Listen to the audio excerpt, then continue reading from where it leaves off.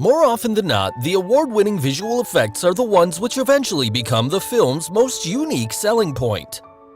You've got me! Who's got you? And in the last few decades, Hollywood has been the torchbearer of the VFX world, which has largely succeeded on the big screen in making the impossible world seem possible. Hello everyone, and today we'll look at some of the best movie scenes and how they really look like before and after VFX. So, let's get started. At number 7, Shazam! Shazam is truly one hell of a superhero film. It's a film where a boy becomes an adult superhero in times of need by just saying a single magic word, Shazam! And almost 500 VFX shots were filmed to make the superhero look real on the big screen. The best scene of the movie was when Shazam and Dr. Sivana, the antagonist, battled it out in a grand aerial shot. When you watch them flying in air, they're actually in a controlled environment surrounded with blue screen. And it was not just the blue environment involved. To control their movements in the air, several people in blue bodysuits kept the hero and villain afloat by holding the two up in mid-air. The characters were flown in air using a weird contraption resembling a two-pronged tuning fork rig. Also, wires were attached to their backs to make them lift in the air. Not just this fight scene, many other effects were created using the fork technique. The several scary monsters you see in the movie were just few people dressed in weird suits on set, with CGI later added in. The famous bus sequence was actually shot with not one, but almost 5 to 6 buses, with some of them half-sized for certain scenes. So Shazam had a great balance of fantastic storytelling and special effects to eventually create a great visual spectacle. At number 6, I Am Legend. It is a post-apocalyptic film where Will Smith played the role of a virologist and was the last man standing and escaped a pandemic that turned the whole humanity into nightly, blood-sucking creatures. The film involved more than 800 visual effects shots. The challenge for the VFX team was to create the decaying New York City. They achieved this by first removing any signs of human activity in the live-action plates, including any moving elements such as vehicles, pedestrians, and also electrical devices such as traffic lights, billboards, etc.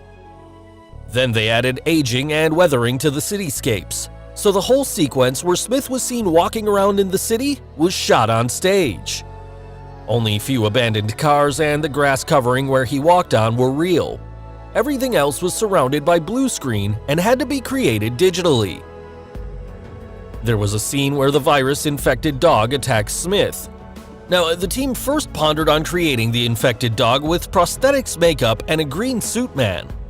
Instead, the realistic-looking dog was a lot more than just a man holding the puppet, and was completely computer-generated.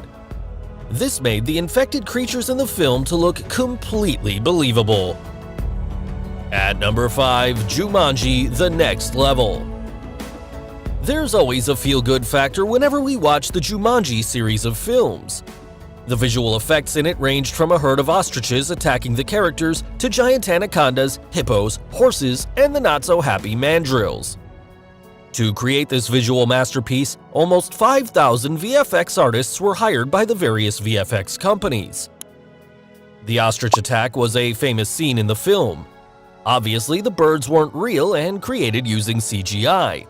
But to make the digital version of the bird that's twice the size of a human and looking different than their real-world equivalent was quite challenging.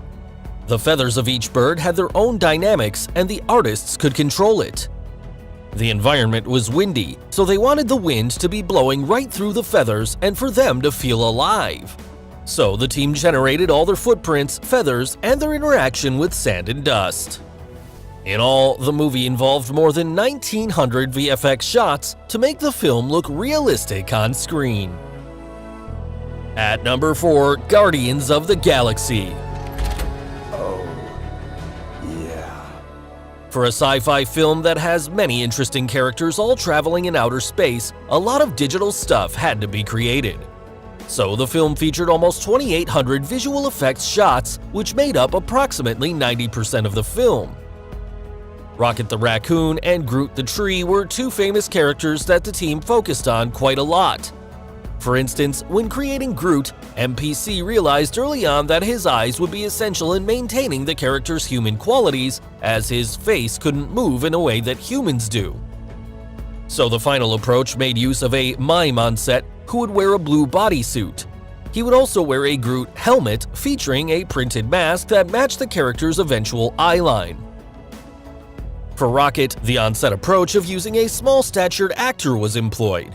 Eventually, Sean Gunn, the director's brother, took on that job.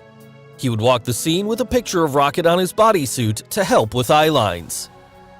For instance, in this scene, Dave Bautista wore layers of intricate makeup to play Drax, while Sean wore a green suit to be Rocket, who was then digitally rendered.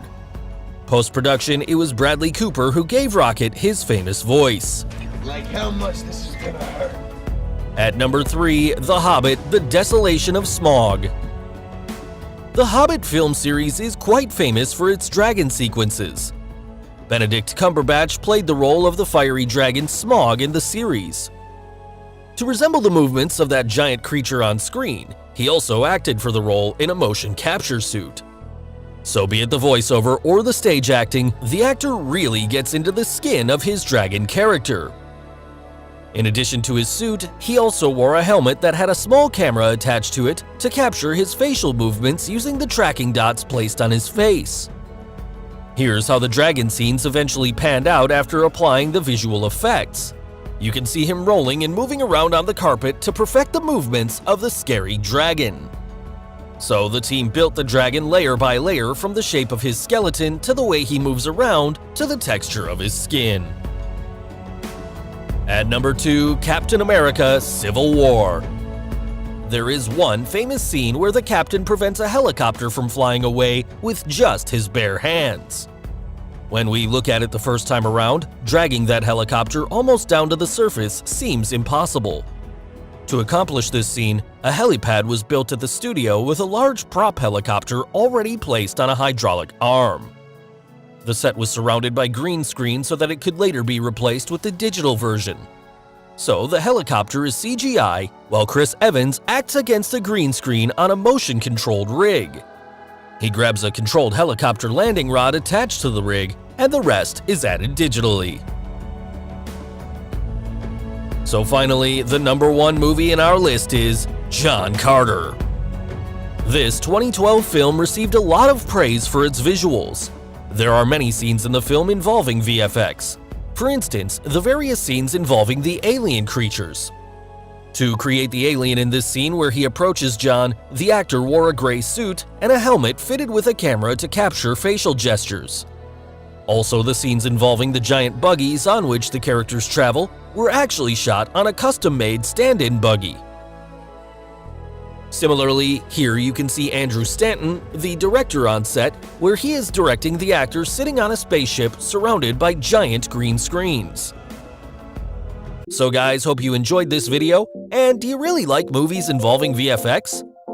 And which one of the 7 movie scenes is your favorite? Let us know in the comments below. Do like and share this video with your friends on social media. For more such amazing things, don't forget to subscribe to our channel. And finally, thanks for watching.